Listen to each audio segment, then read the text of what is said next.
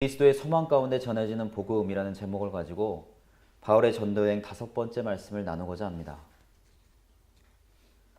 예수님께서는 십자가를 지시기 위해 예루살렘으로 들어가시기 전 수많은 고난과 핍박받을 것을 알고 계셨습니다. 그리고 자신의 옷을 깔고 종려나무 가지를 흔들며 호산나를 외치는 이스라엘 백성들이 어떠한 마음으로 예수님을 환호하는지도 알고 계셨습니다. 이스라엘 백성들은 영적인 구원을 허락하시는 메시아가 아닌 다윗처럼 세상적인 힘을 가진 강한 왕이 오셨다고 믿었던 것입니다. 그러나 예수님께서는 이 모든 것을 아시면서도 묵묵히 하나님께서 맡기신 사명을 감당하셨습니다. 왜냐하면 십자가의 사명을 감당하심으로써 영혼 구원을 위한 하나님의 언약을 성취할 수 있기 때문입니다. 그래서 모든 고통을 받으시면서도 잠잠히 십자가에 달리셨습니다. 바울은 이러한 주님을 만나기 전까지 열심을 다해 그리스도인들을 핍박하던 자였습니다. 그리스도인들을 핍박한다는 것은 주님을 핍박하는 것과 마찬가지입니다. 그러나 주님께서는 바울의 이름을 부르시기 전까지 그가 행하는 모든 핍박을 그대로 받으셨습니다. 그의 영혼을 구원하시기 위해 십자가에서 모든 고통을 받으셨음에도 불구하고 또다시 주님을 향해 핍박의 가시를 세우는 그를 안아주신 것입니다. 그리고 주님께서는 이러한 바울을 끝까지 품으시며 이방인의 사도로 부르시기까지 기다리고 또 기다리셨습니다. 바울은 회심한 이후에 이처럼 주님께서 자신을 위해 모든 핍박을 당하셨다는 사실이 고통스럽고 죄송스러웠을 것입니다. 그래서 주님께서 자신의 영혼을 구원하시기 위해 고난을 감당하신 것처럼 자신도 그리스도의 복음을 전하며 만나게 될 고난을 감당하게 해달라고 간구했을 것입니다. 주님께서는 바울뿐만 아니라 저희들의 영혼을 위해서도 고난을 감당하셨습니다. 하지만 저희들에게 주님께서 받으신 모든 고통을 동일하게 받아야 한다고 말씀하시지 않습니다. 오직 사랑하는 영혼들을 위해 모든 고난을 감당하신 그리스도를 믿음으로써 삶 속에서 만나는 고난과 연단을 이겨내 주기를 바라시는 것입니다. 비시디 안디옥에서 복음을 전한 바울과 바나바는 유대인들과 권세자들에게 쫓겨 이고니온으로 떠났습니다. 이고니온은 비시디 안디옥에서 약 140km 정도 떨어진 곳으로서 타우루스 산맥의 북쪽에 위치하고 있습니다. 이고니온은 루가오니아 지역의 수도였으며 에베소와 시리아를 연결하는 중요한 상업로에 위치해 있었기 때문에 상업의 중심지였습니다. 그리고 해발 1000m의 고원 평야지대로서 땅이 비옥하고 물이 풍부해서 농업이 발달했습니다. 현재는 터키의 주요 도시로서 코냐라고 불리며 보수적인 이슬람교의 중심지입니다. 바울과 바나바는 이곳에서도 비시디아 안디옥에서와 마찬가지로 유대인의 회당에서부터 말씀을 전했습니다. 그래서 유대인들뿐만 아니라 많은 이방인들이 하나님의 말씀을 듣고 그리스도인으로 개종했습니다. 하지만 이곳에서도 그들이 전하는 복음의 말씀에 순종하지 않는 유대인들이 있었습니다. 사도행전 14장 2절에서 3절에 그러나 순종하지 아니하는 유대인들이 이방인들의 마음을 선동하여 형제들에게 악감을 품게 하거늘 두 사도가 오래 있어 주를 힘입어 담대히 말하니 주께서 그들의 손으로 표적과 기사를 행하게 하여 주사 자기 은혜의 말씀을 증언하시니 그들은 단지 말씀을 받아들이지 않는 것으로 끝나지 않고 이방인들을 선동해서 바울과 바나바에게 악한 감정을 품게 했습니다. 비시디아 안디옥에 있던 유대인들도 권력자들을 선동해서 바울과 바나바를 핍박했는데 이고니온의 유대인들도 동일했던 것입니다. 이러한 유대인들의 행동은 자신의 영혼뿐만 아니라 다른 영혼까지도 멸망의 길로 인도하는 악한 죄의 모습입니다. 그리고 유대인들의 행동이 동일하다는 것은 말씀이 전파될수록 이를 방해하기 위해 사단 역시 동일하게 역사한다는 것을 의미합니다. 지금도 사단은 하나님을 알지 못하는 수많은 영혼들을 선동하고 미혹시켜서 그리스도인에 대한 부정한 인식과 감정을 심어주고 있습니다. 그래서 많은 영혼들이 하나님을 제대로 바라보지 못한 채 사망의 길로 이끌려가고 있습니다. 이처럼 영혼 구원을 방해하는 사단의 역사는 이 세상이 끝나는 그 순간까지 지속될 것입니다. 그렇기 때문에 그리스도인들이 올바른 믿음의 삶을 통해 많은 영혼들을 생명의 길로 인도해야 하는 것입니다. 하나님께서는 이러한 사단의 역사 가운데에도 바울과 바나바가 담대하게 말씀을 전하며 그들의 손으로 표적과 기사를 행할 수 있도록 도와주셨습니다. 구브로 섬에서 개종한 로마 총독 서기오 바울 또한 하나님의 말씀을 듣고 난 이후에 거짓 선지자 엘루마가 맹인되는 것을 보고 믿음의 확신을 가졌습니다. 이처럼 하나님께서는 은혜의 말씀에 성령의 역사하심을 더하여 그 말씀이 거짓이 아니라 참되다는 사실을 직접 보여주신 것입니다. 이러한 역사는 예수님께서 말씀을 힘있게 전하시며 많은 기적을 통해 하나님의 권능을 드러내신 것과 동일합니다. 요한복음 20장 30절에서 31절에 예수께서 제자들 앞에서 이 책에 기록되지 아니한 다른 표적도 많이 행하셨으나 오직 이것을 기록함은 너희로 예수께서 하나님의 아들 그리스도이심을 믿게 하려 하며 또 너희로 믿고 그 이름을 힘입어 생명을 얻게 하려 함이니라. 예수님께서는 제자들과 이스라엘 백성들에게 수많은 표적을 보이셨습니다. 그 목적은 많은 사람들이 예수님께서 하나님의 아들이심을 믿게 하기 위해서였습니다. 하나님께서 주신 말씀만을 전하시고 많은 표적을 통해 하나님의 권능을 드러내심으로써 하나님께서 독생자 예수님을 보내셨음을 알려주신 것입니다. 그리고 하나님께서는 예수님 이후에도 사도들이 복음의 말씀을 더 힘있게 전할 수 있도록 성령의 역사가 지속적으로 일어나게 하셨습니다. 하지만 유대인들은 처음부터 은혜의 말씀을 듣지 않았기 때문에 이러한 성령의 역사를 보고도 그리스도를 믿지 않았습니다. 그뿐만 아니라 하나님의 말씀을 힘있게 전하던 바울과 바나바를 돌로 치려고까지 했습니다.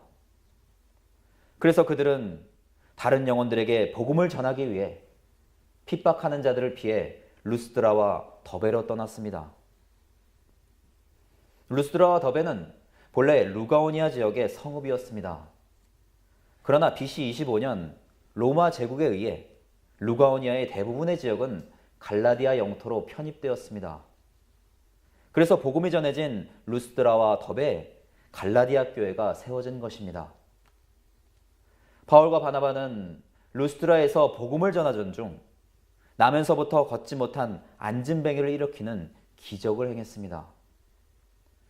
사도행전 14장 8절에서 10절에 루스드라에 발을 쓰지 못하는 한 사람이 앉아 있는데 나면서 걷지 못하게 되어 걸어본 적이 없는 자라.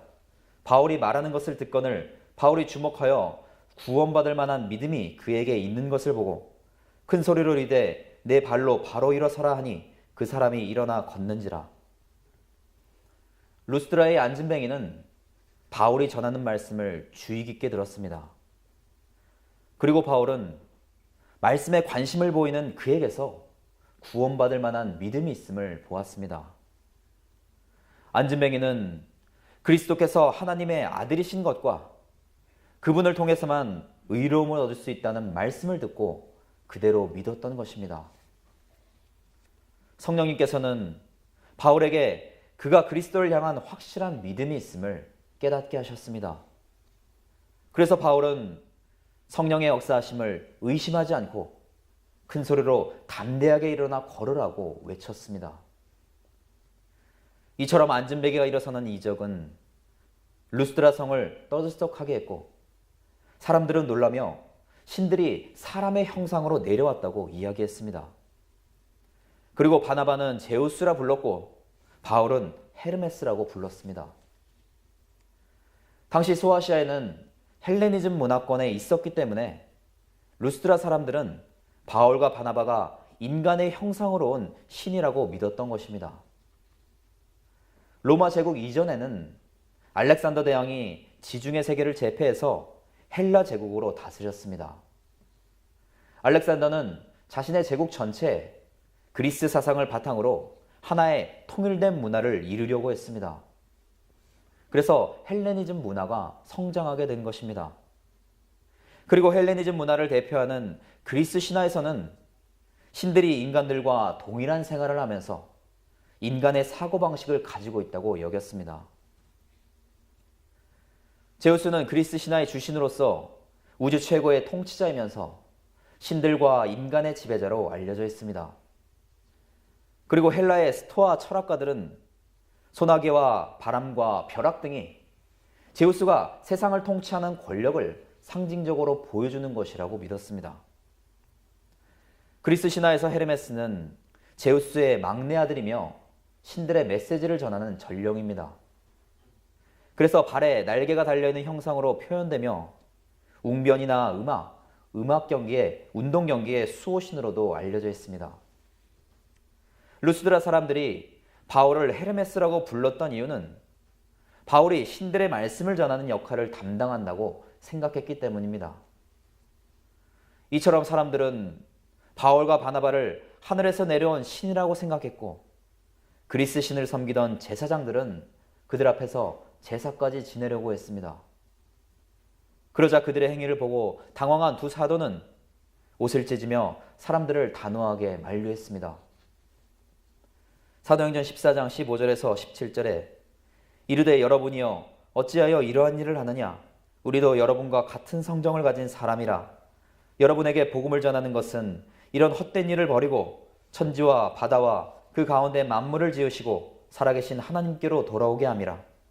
하나님이 지나간 세대에는 모든 민족으로 자기들의 길들을 가게 방임하셨으나 그러나 자기를 증언하지 아니한 것이 아니니 곧 여러분에게 하늘로부터 비를 내리시며 결실기를 주시는 선한 일을 하사 음식과 기쁨으로 여러분의 마음에 만족하게 하셨느니라 하고 바울과 바나바는 자신들이 신적인 존재가 아니라 동일한 인간의 본성을 가진 자들이라고 전했습니다.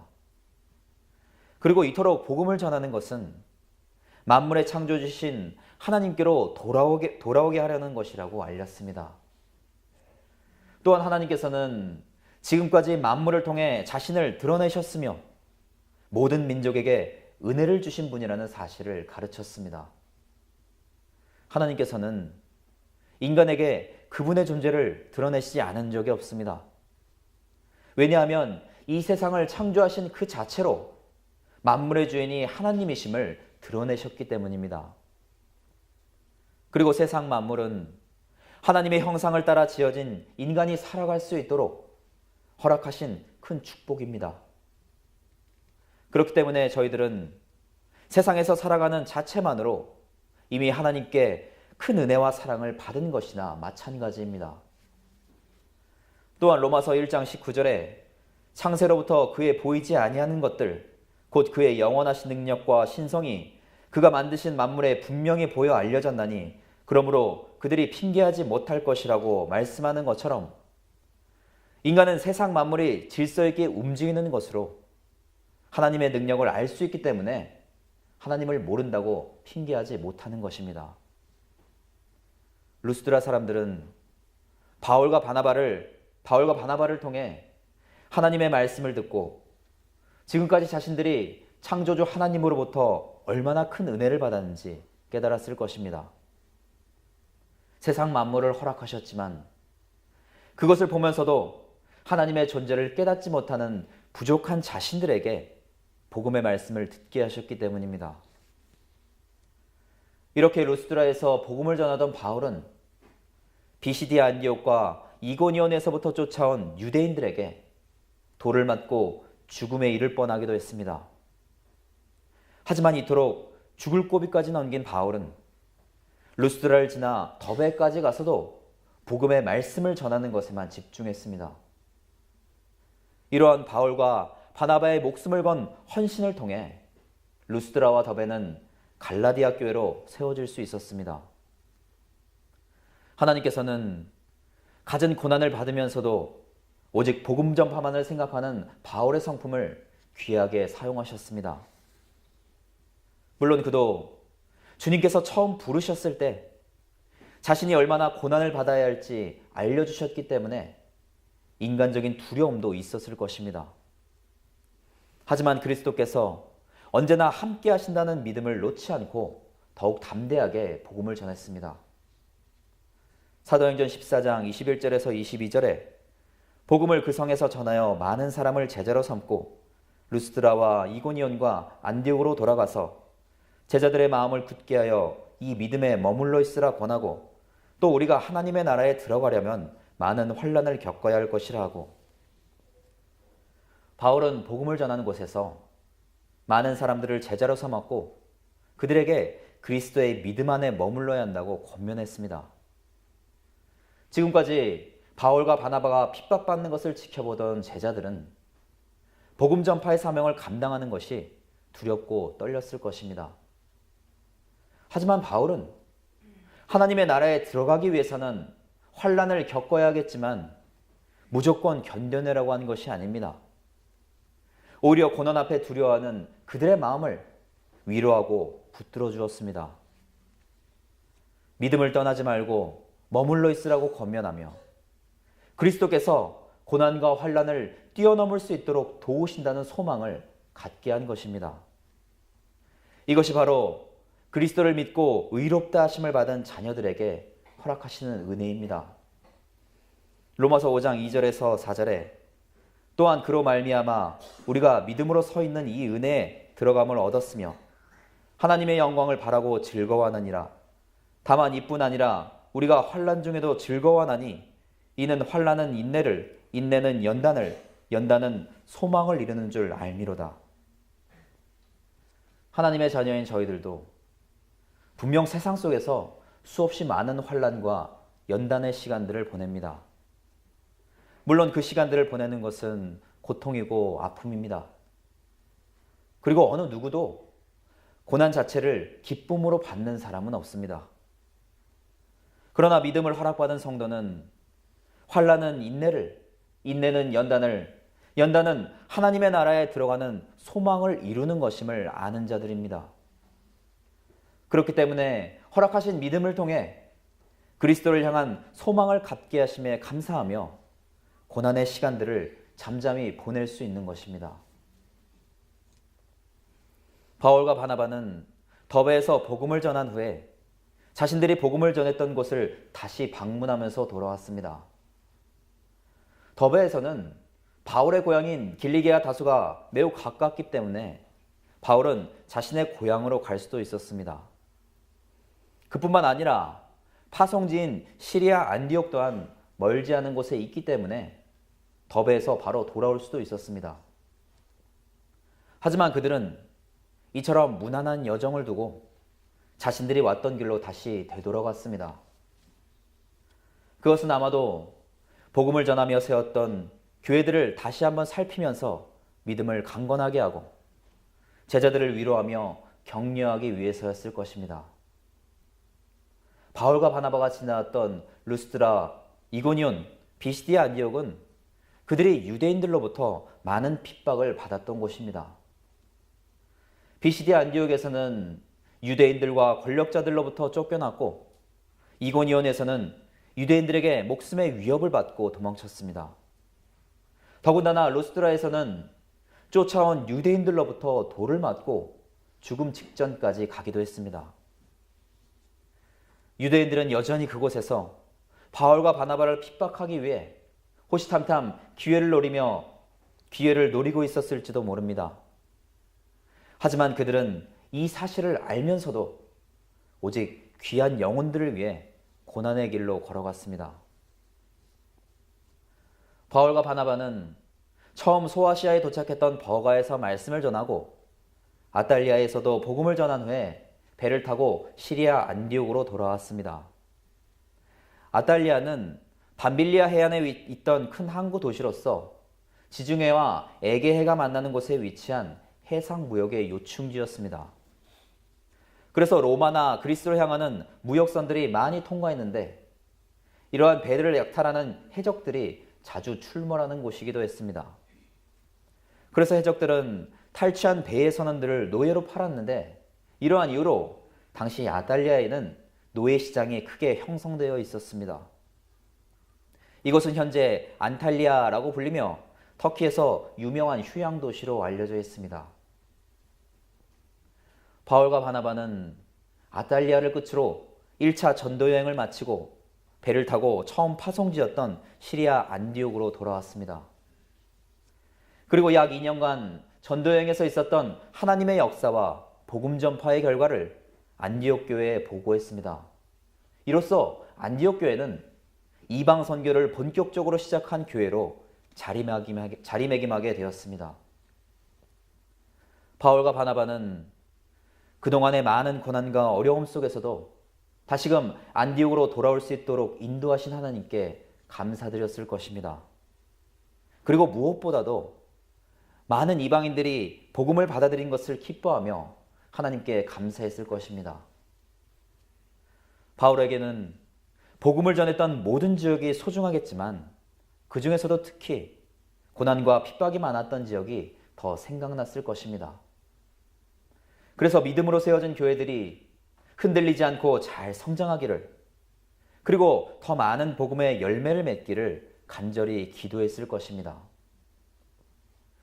바울의 1차 전도여행의 여정을 살펴보면 하나님께서 왜 그를 이방인의 사도로 세우셨는지 이해가 되기도 합니다. 왜냐하면 그는 자신의 생명과 안위보다는 영혼 구원을 먼저 생각하고 살피는 자였기 때문입니다. 그래서 하나님께서는 그러한 바울의 성품을 칭찬하시며 기뻐하셨을 것입니다. 하나님께서는 저희들에게도 바울과 동일한 믿음을 허락하셨고 그리스도를 전할 수 있는 담대함을 주셨습니다. 그리고 세상에서 만나는 수많은 고난과 어려움 속에서도 그리스도를 향한 믿음과 소망을 품며 살아주기를 원하고 계십니다. 그것이 바로 성도의 삶을 이끄시는 하나님만을 드러내는 것이며 말씀을 삶으로 살아내는 것이기 때문입니다. 언제나 지금 허락하신 이 자리에서 하나님을 향한 소망을 품으며 그리스도를 전하며 살아가시기를 간절히 부탁을 드립니다.